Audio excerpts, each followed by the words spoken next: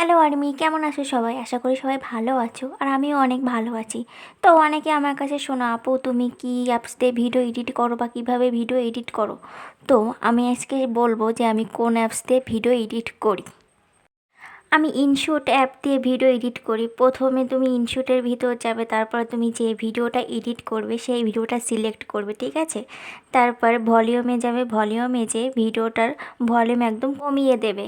তারপর ওখানে দেখবে ক্রপ অপশন আছে, ওখানে ক্রপ অপশনে ক্লিক করে তুমি ভিডিওটা ছোট বড় করতে পারবে। তারপর দেখবে ওখানে ফিল্টার অপশান আছে, ফিল্টার অপশানে ক্লিক করে তুমি ভিডিওর ফিল্টার চেঞ্জ করতে পারবে। তারপর ইফেক্ট অপশানও আছে। তো তোমাদের যেটা ভালো লাগে তুমি সেটাই করতে পারবে। আমি এখন তোমাদের ভিডিও করবো বলে দেখাচ্ছি একটু, বাট তোমরা তোমাদের নিজের মতো করতে পারবে, ঠিক আছে? তারপর দেখবে অ্যানিমেশন অপশান আছে, অ্যানিমেশন অপশানে ক্লিক করে তোমার ভিডিওটা তুমি এক একটা ভিডিও এক একভাবে আনতে পারবে, ঠিক আছে? তখন ওখানে তোমরা যখন ভিডিও এডিট করো তখন অ্যানিমেশনে ক্লিক করো, তখন তোমরা বুঝতে পারবে যে অ্যানিমেশনের কাজটা কি ঠিক। তারপর দেখবে ব্যাকগ্রাউন্ড নামে একটা অপশান আছে, তো ব্যাকগ্রাউন্ডে যাবে, যে দেখবে ওখানে বিভিন্ন রকমের ব্যাকগ্রাউন্ড আছে। তুমি তোমার ভিডিওতে কোন রকমের ব্যাকগ্রাউন্ড লাগাতে চাও ওখানে সব কিছু পাবে। এখন তো অনেকগুলোই ব্যাকগ্রাউন্ড আছে, তোমাদের মন মতো তোমরা লাগাবে, ঠিক আছে?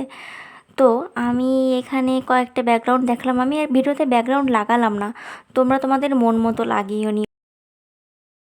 তারপর ক্যানভাস নামে একটা অপশান আছে, ওখানে যে তোমরা শর্টের জন্য 9:16 আর লং ভিডিওর জন্য 16:9 ওই রেশিওটা সিলেক্ট করবে।